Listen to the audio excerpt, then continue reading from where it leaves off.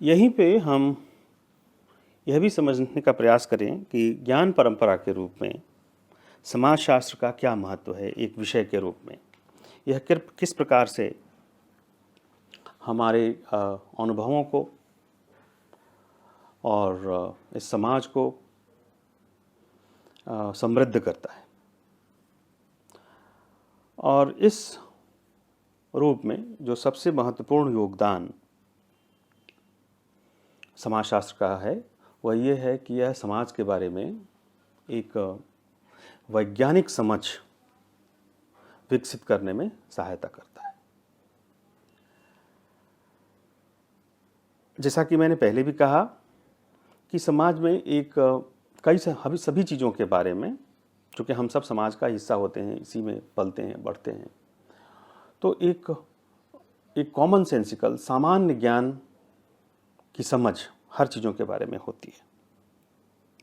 वो जो सामान्य ज्ञान की जो समझ होती है वह ज़रूरी नहीं है कि हर बार सही ही हो।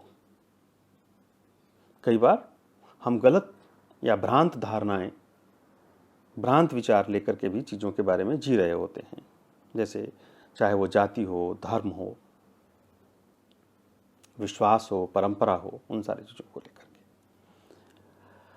और वहीं दूसरी तरफ जो सामाजिक जो सच्चाई है, सामाजिक जो वास्तविकता है, वह बहुत जटिल है। वह किसी एक आदमी के द्वारा नहीं बनी, किसी एक निश्चित समय पर नहीं बनी। सामाजिक वास्तविकताओं के निर्माण में युगों युगों का समय लगा। बहुत सारे लोग, बहुत सारी जातियां, बहुत सारे वर्ग, बहुत सारे धर्म उसमें अपना योगदान देते रहे। तो इस प्रकार से जो सामाजिक जटिलता है, वास्तविकता की जो जटिलता है, उसको और जो हमारी भ्रांतियां हैं, जो हमारे समझ की कमी है किसी चीज़ के बारे में, उन चीज़ों को दूर करने के लिए समाजशास्त्र वैज्ञानिक दृष्टि से समझ विकसित करने का प्रयास करता है। यानी जो वह ज्ञान विकसित करता है या जो समझ हमारे सामने रखता है, वैसा समझ होता है जो हम उसको प्रामाणिक तौर पे देखते हैं, उसको हम सत्यापित कर सकते हैं। वह मनगढ़ंत नहीं होती, वह काल्पनिक नहीं होती, वो वास्तविक होती हैं और वो सबके लिए सही और समान होने का दावा कर सकती हैं। दूसरी जो महत्ता है समाजशास्त्र की, वह ये है कि हमें समाज में जो नई परिस्थितियां उत्पन्न हो रही हैं, उन परिस्थितियों से हम अनुकूलन कैसे करें,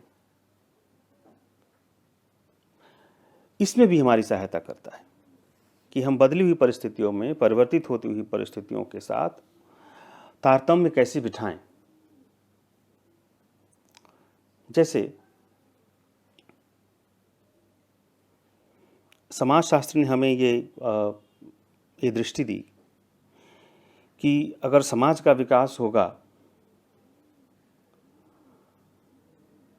तो उसके लिए ज़रूरी है कि शिक्षा का विकास हो।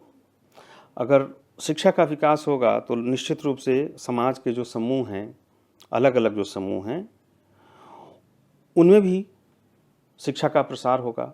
उनमें अगर शिक्षा का प्रसार होगा तो उनमें अपनी चेतना का, अपने बारे में और अपने पर्यावरण के बारे में भी चेतना का विकास होगा।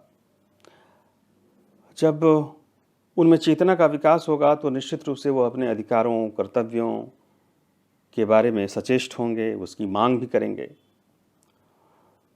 तो और इस प्रकार से आप देखेंगे कि एक असमानता के जो प्रश्न हैं समाज में, और जो लोग वंचित हैं, वो लोग उस असमानता के प्रश्न को उठाएंगे और समानता की मांग करेंगे। तो समाजशास्त्र में ये समझ देता है कि जब आप समाज में विकास होगा तो विकास के साथ साथ ये जो इक्वालिटी के जो प्रश्न हैं, समानता के जो प्रश्न हैं, चाहे वो जेंडर इक्वालिटी हो या कास्ट इक्वालिटी हो या जो सोशल डेप्रिवेशन है उसको दूर करने की बात हो, उनको हमें साथ लेकर के चलना पड़ेगा। कोई भी विकास वह कभी भी पूरा विकास नहीं होगा अगर हम जेंडर इक्वालिटी की, एम्पावरमेंट की और पिछड़े वंचित वर्गों के विकास की बात अगर हम नहीं करेंगे तो कोई भी विकास जो है वो बेमानी होगा। और इस प्रकार से समाजशास्त्र जो है वो हमें जो बदलती हुई परिस्थितियों को और बेहतर तरीके से उनके साथ तारतम्य बिठाने और उनका अनुकूलन करने में, सहायता करने में एक उपयोगी विज्ञान है।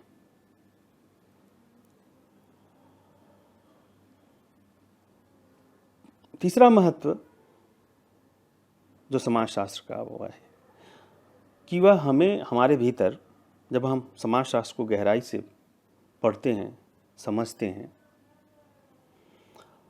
तो इसके विद्यार्थियों में एक सह अस्तित्व और सह अनुभूति की भावना उत्पन्न करता है। हम सब अलग अलग पैदा हुए हैं, अलग समाज में, अलग संस्कृति में, अलग धर्म, अलग जाति, अलग लिंग में पैदा हुए हैं और हम सबकी अपनी यूनिक समस्याएं हैं, दिक्कतें हैं और साथ में कुछ ऐसे पक्ष भी हैं जिसके ऊपर हम दूसरों की तुलना में गर्व करते हैं और दूसरे से हम अपने आप को अलग समझते हैं। लेकिन जब हम समाजशास्त्र के माध्यम से समाज के बारे में पढ़ते हैं, सामाजिक सच्चाई के बारे में जानते हैं, तो हमें पता चलता है कि हर चीज़ जो है, चाहे वो जाति हो या धर्म हो या वर्ग हो, वह एक सोशल कंस्ट्रक्शन है, वह सामाजिक निर्मिति है, वह समाज के द्वारा ही बना हुआ है और जिसमें व्यक्ति की भूमिका जो है, व्यक्ति भूमिका है लेकिन वो उतनी महत्वपूर्ण नहीं है, क्योंकि व्यक्ति जो है केवल एक बहुत छोटी इकाई है उस पूरी प्रघटना के बीच में। और कोई भी संस्कृति, कोई भी जाति, कोई भी लिंग, कोई भी धर्म बुरा नहीं है। कोई जनजाति या कोई भी संस्कृति निम्न नहीं है। सबके होने के पीछे वहाँ की तात्कालिक सामाजिक, आर्थिक, ऐतिहासिक परिस्थितियाँ रही हैं और उसकी वो निर्मिति है। और जब यह समझ हमारे भीतर विकसित होती है तो हम अचानक जो है हमारी जो दृष्टि है लोगों के बारे में, धर्म के बारे में, वह विभाजक दृष्टि जो एक दूसरे से की तुलना में एक को श्रेष्ठ बताती है, एक को निम्न बताती है, एक को बेहतर बताती है, एक को खराब बताती है, यह दृष्टि हमारी बदलती है। तो हम यह और इसके आधार पे हम एक कोएग्जिस्टेंस, सह अस्तित्व के चिंतन परंपरा के भीतर प्रवेश करते हैं।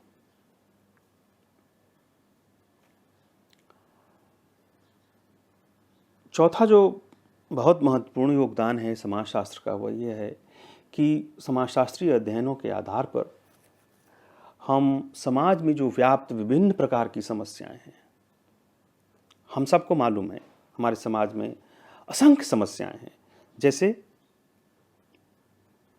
अनएम्प्लॉयमेंट, बेरोजगारी, भिक्षा, स्त्रियों के ऊपर अत्याचार, पारिवारिक हिंसा, बाल श्रम,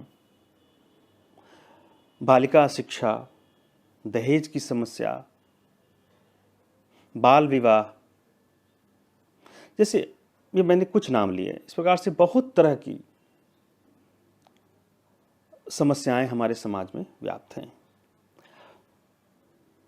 समाजशास्त्र के द्वारा हम इन सभी समस्याओं का अध्ययन करके इनके कारणों का पता लगा करके हम बेहतर नीतियाँ क्या हों, हम इनसे कैसे लड़ें, हम इनको कैसे दूर करें, इन सारे चीज़ों को समझने में और उनको दूर करने में समाजशास्त्र हमारी बहुत महत्वपूर्ण भूमिका निभाता है।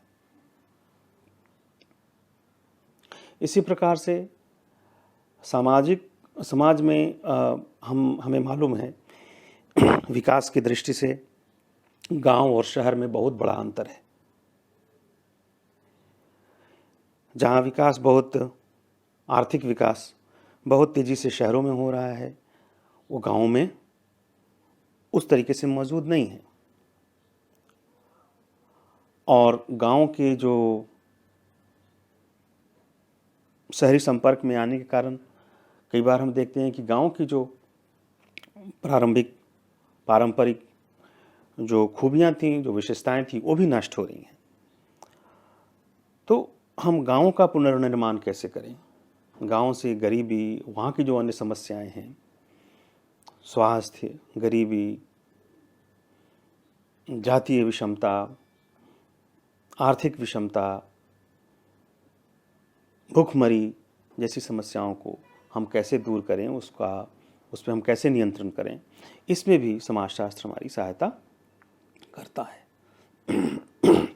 इसी प्रकार से जनजातियों के विकास में, सामाजिक नियोजन में और साथ साथ व्यवसाय एवं उद्योगों के विकास में भी समाजशास्त्रीय अध्ययनों के माध्यम से हम लाभ प्राप्त कर सकते हैं। और इस प्रकार से समाजशास्त्र जो है एक विषय के रूप में या ज्ञान परंपरा के रूप में अत्यंत ही महत्वपूर्ण विषय है। तो आज इस वीडियो लेक्चर को यहीं पे समाप्त करते हैं और इसके अंतर्गत जस्ट हम एक बार रिकैपिचुलेट करते हैं कि हमने क्या क्या पढ़ा। ये हमने देखा कि समाजशास्त्र का विषय के रूप में इसका क्या अर्थ है। जब हम समाजशास्त्रीय अध्ययन करते हैं तो यह अध्ययन कैसे जो सामान्य ज्ञान के दायरे से बाहर जा कर के सामाजिक वास्तविकता को उसके गहराई में जो छुपी हुई सच्चाई है, जो हमें आमतौर पर नहीं दिखती है खुली आंखों से, उसको देखने का कैसे